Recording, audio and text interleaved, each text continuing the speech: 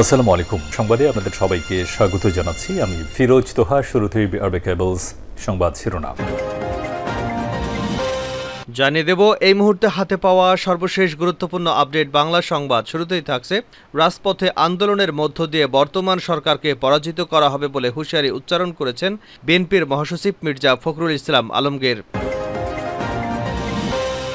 এবারে জানাবো সর্বব্যাপী যুগপৎ আন্দোলন করতে হবে, সবাইকে ঐক্যবদ্ধ হওয়ার আহ্বান জানিয়ে নাগরিক ঐক্যের সভাপতি মাহমুদুর রহমান মান্না বলেছেন, আমাদের আবার দাঁড়াতে হবে, সেটা 28শে অক্টোবর হোক বা যে কোনো সময় হোক। আগে যেরকমভাবে দাঁড়িয়েছিলাম সেভাবেই দাঁড়াতে হবে, সর্বব্যাপী যুগপৎ আন্দোলন করতে হবে আমাদের। এদিকে যুবদলের কমিটি দেখে বিস্মিত এবং ক্ষুব্ধ নেতাকর্মীরা। দলের সবচেয়ে গুরুত্বপূর্ণ অঙ্গ সংগঠন এবং রাজপথের ভ্যানগার্ড হিসেবে পরিচিত জাতীয়তাবাদী যুবদলের সুপার 6 কমিটি ঘোষণা করেছে বিএনপি। কমিটি বিলুপ্তর 25 দিন পর গতকাল মঙ্গলবার ঘোষিত নতুন কমিটি নিয়ে হতাশ, ক্ষুব্ধ এবং বিস্মিত হয়েছেন সংগঠনটির নেতাকর্মীরা।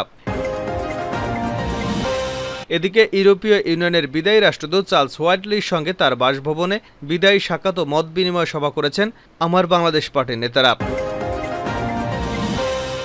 এবারে থাকছে প্রধানমন্ত্রী শেখ হাসিনা বলেছেন, বাংলাদেশকে 2041 সালের মধ্যে একটি উন্নত, সমৃদ্ধ এবং ডিজিটাল দেশে রূপান্তর করতে এশিয়ান ইনফ্রাস্ট্রাকচার অ্যান্ড ইনভেস্টমেন্ট ব্যাংকের কাছ থেকে সহযোগিতার আহ্বান জানিয়েছেন। তিনি বলেছেন, বাংলাদেশের উন্নয়ন যাত্রা এবং 2041 সালের মধ্যে দেশকে একটি উন্নত ও সমৃদ্ধ দেশে রূপান্তরের স্বপ্ন বাস্তবায়নে AIIBর ভবিষ্যতে একটি গুরুত্বপূর্ণ ভূমিকা পালন করতে পারে। এবং সর্বশেষ জানাবো আন্তর্জাতিক সংবাদ। গাজা যুদ্ধে ইসরায়েলের 9,000-এরও বেশি সেনা আহত। গাজা যুদ্ধে ইসরায়েলের অন্তত 9,250 সেনা আহত হয়েছেন। মঙ্গলবার ইসরায়েলের প্রতিরক্ষা মন্ত্রণালয় এ তথ্য নিশ্চিত করেছেন। এতক্ষণ শিরোনাম শুনছিলেন, এবার বিস্তারিত। প্রিয় দর্শক, আপনি যদি এই চ্যানেলে নতুন হয়ে থাকেন, ভিডিওটি দেখতে দেখতে চ্যানেলটি সাবস্ক্রাইব করে আমাদের সঙ্গে থাকুন। আর এই ভিডিও সম্পর্কে আপনি আপনার মূল্যবান মতামতটি কমেন্ট বক্সে জানিয়ে দিন। আর হ্যাঁ প্রিয় দর্শক, জানিয়ে দিন ভিডিওটি কোথা থেকে দেখছেন। আন্দোলনের মধ্য দিয়ে সরকারকে পরাজিত করা হবে। রাজপথে আন্দোলনের মধ্য দিয়ে বর্তমান সরকারকে পরাজিত করা হবে বলে হুঁশিয়ারি উচ্চারণ করেছেন বিএনপির মহাসচিব মির্জা ফখরুল ইসলাম আলমগীর। মঙ্গলবার বিকেলে নয়াপল্টন ভাসানী ভবনে ঢাকা মহানগর বিএনপির কার্যালয়ে খালেদা জিয়ার মুক্তি কামনায় আয়োজিত দোয়া মাহফিলে প্রধান অতিথির বক্তব্যে তিনি এই হুঁশিয়ারি উচ্চারণ করেন।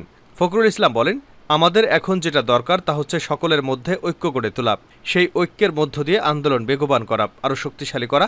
তিনি বলেন, বিএনপি চেয়ারপারসন খালেদা জিয়ার মুক্তিকে আলাদা করে দেখার কোনো কারণ নেই। খালেদা জিয়ার মুক্তি দেশের মুক্তি, গণতন্ত্রের মুক্তি, সব কিছুর জন্য আওয়ামী লীগ সরকারকে যদি আমরা সরাতে পারি তাহলে সব বিষয়গুলো আমরা ফিরিয়ে আনতে পারবো।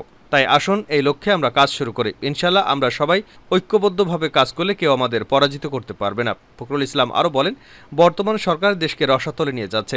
এই আওয়ামী লীগ সরকার যতদিন ক্ষমতায় থাকবে বাংলাদেশ ততই আরও দ্রুত রসাতলে যাবে। এই সরকার যতদিন ক্ষমতায় থাকবে আমাদের সার্বভৌমত্ব থাকবে না, আমাদের অর্থনীতি ধ্বংস হয়ে যাবে, শিক্ষা ব্যবস্থা ধ্বংস হয়ে যাবে। সর্বব্যাপী যুগপৎ আন্দোলন করতে হবে মান্না। সবাইকে ঐক্যবদ্ধ হওয়ার আহ্বান জানিয়ে নাগরিক ঐক্যের সভাপতি মাহমুদুর রহমান মান্না বলেছেন, আমাদের আবার দাঁড়াতে হবে, সেটা 28শে অক্টোবর হোক বা যে কোনো সময় হোক। আগে যেরকমভাবে দাঁড়িয়েছিলাম সেরকমভাবেই দাঁড়াতে হবে, সর্বব্যাপী যুগপৎ আন্দোলন করতে হবে আমাদের। মঙ্গলবার দুপুরে জাতীয় প্রেস ক্লাবে দেশ বাঁচাও মানুষ বাঁচাও আন্দোলন আয়োজিত এক আলোচনা সভায় তিনি এসব কথা বলেন। মান্না বলেন, আমাদের দেশে একটা দিয়াশলাইয়ের দাম যদি সকালে হয় 5 টাকা, বিকালে সেটার দাম হয়ে যায় 10 টাকা, তারপরও মানুষ আন্দোলনে নামে না। আমরা সবাই বলি দাম বাড়ছে সিন্ডিকেটের কারণে। কই সিন্ডিকেটের জন্য কেউ তো মিছিল করে না। এদেশে স্বাধীনতার পতাকা তুলেছিল তরুণরা, সেই যুবক সেই তারুণ্য এখনও রাজপথে আছে, অথচ সবচেয়ে ন্যায্য লড়াই, মুক্তির লড়াইটা এখনও গড়ে উঠছে না।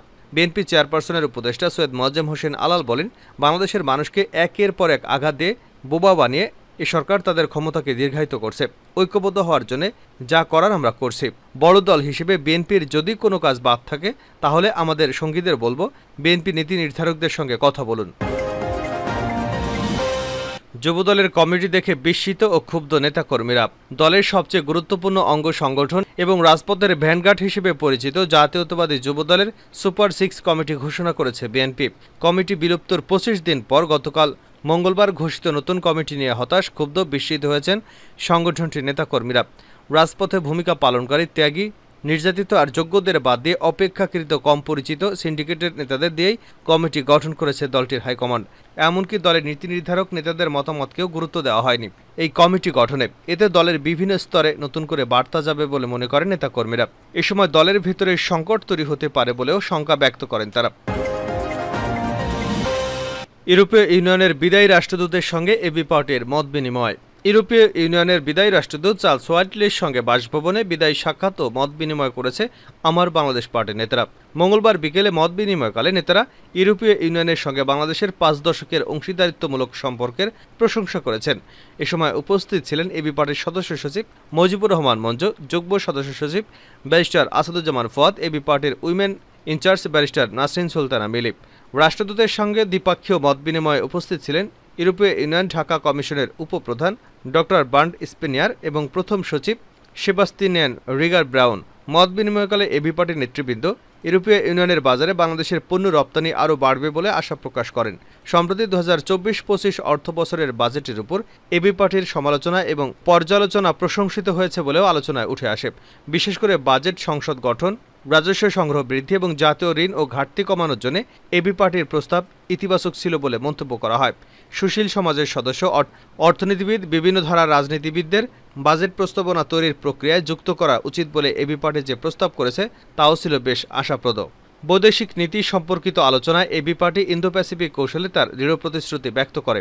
চীন এবং অন্যান্য দেশের সাথে উন্নয়নের অংশীদারিত্বের সুসম্পর্ক বজায় রেখে বহুদলীয় গণতন্ত্র, জবাবদিহিতা, স্বচ্ছতা, সুশাসন, বহুত্ববাদ এবং মানবাধিকার ও সংখ্যালঘুদের প্রতি শ্রদ্ধার মতো নাগরিক ও রাজনৈতিক মূল্যবোধের সাথে দেশটির সমন্বয় করার কোনো বিকল্প নেই বলে নেতৃবৃন্দ মত ব্যক্ত করেন।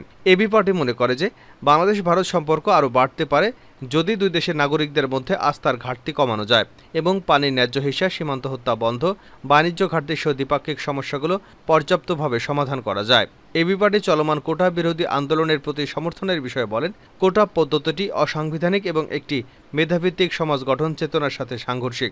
সমাজের অনগ্রসর শ্রেণীর জন্য সীমিত আকারের কোটা রাখার পক্ষে এবি পার্টির অবস্থান তুলে ধরা হয়। নেতৃবৃন্দ বলেন, রোহিঙ্গা সংকট বহু বছর ধরে ঝুলে আছে, যা আন্তর্জাতিক তত্ত্বাবধানে আরাকানের নিরাপদ প্রত্যাবাসন, অন্য কোনো নিরাপদ দেশে পুনর্বাসন এবং রাজনৈতিক ঐক্যমত্যের ভিত্তিতে অভ্যন্তরীণ পুনর্বাসনের মাধ্যমে সমাধান করা প্রয়োজন। গাজা যুদ্ধে ইসরায়েলের 9,000-এরও বেশি সেনা আহত। গাজা যুদ্ধে ইসরায়েলের অন্তত 9,250 জন সেনা আহত হয়েছে। মঙ্গলবার ইসরায়েলের প্রতিরক্ষা মন্ত্রণালয় এ তথ্য নিশ্চিত করেছে। গত 7 অক্টোবর ইসরায়েলের অভ্যন্তরে প্রবেশ করে হামলা চালায় ইসরায়েলের স্বাধীনতাকামী সংগঠন হামাস। এরপর গাজায় অভিযান শুরু করে ইসরায়েলি বাহিনী। এর আগে সোমবার জানানো হয়, গাজা যুদ্ধ শুরু হওয়ার পর থেকে এখন পর্যন্ত 324 ইসরায়েলি সেনা নিহত হয়েছে। এদিকে অবরুদ্ধ গাজা উপত্যকায় ইসরায়েলি হামলায় 38,243 জন ফিলিস্তিনি নিহত হয়েছেন। আহত হয়েছেন 88,243 জন। মাসের পর মাস ইসরায়েলি হামলার কারণে গাজায় খাবার, পানি, ঔষধ এবং অন্যান্য মানবিক সংকট তীব্র আকার ধারণ করেছে। গত শনিবার ইসরায়েলি হামলায় 5 সাংবাদিক নিহত হয়েছেন বলেও নিশ্চিত হওয়া গেছে। তাছাড়া গাজার যুদ্ধ আরও বড় পরিসরে ছড়িয়ে পড়তে পারে বলেও আশঙ্কা করা হচ্ছে, কারণ ফিলিস্তিনিদের প্রতি সমর্থন জানিয়ে ইসরায়েলে হামলা চালাচ্ছে লেবাননের সশস্ত্র সংগঠন হিজবুল্লাহ, আর তাদের লক্ষ্য করে পাল্টা হামলা চালাচ্ছে ইসরায়েলি বাহিনী।